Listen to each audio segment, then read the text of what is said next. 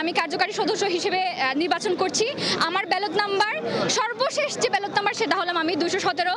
আমি অনেক আশাবাদী, বিশেষ করে এই যে আমি জগন্নাথ হলের যে গেটে দাঁড়িয়ে আছি, আমি আর কি আশাবাদী যে দাদারা আমাকে হয়তো ভোটটা দিবে এবং যার সাথে কথা বলছি তারা আমাকে চিনতে পারছে, এটা আমার জন্য খুবই পজিটিভ একটা সাইন আর কি মনে হচ্ছে। যদি ভোটে নির্বাচিত হন সেক্ষেত্রে আপনার আসলে কি মনে হয় সর্বপ্রথম আপনি কোন কাজটি করবেন?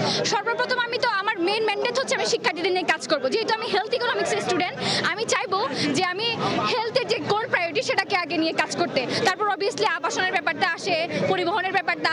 আসলে আমাদের তো ঢাকা বিশ্ববিদ্যালয়ে এত সমস্যা, সবগুলো তো মানে একজন সদস্য হিসেবে কাজ করা অসম্ভব, যেটা আমি হয়তো সবার মতো মুখের বুলি উপর দিয়ে প্রতিশ্রুতি দিতে পারবো না, কিন্তু আমার যেটা কাজ সেটা আমি করব।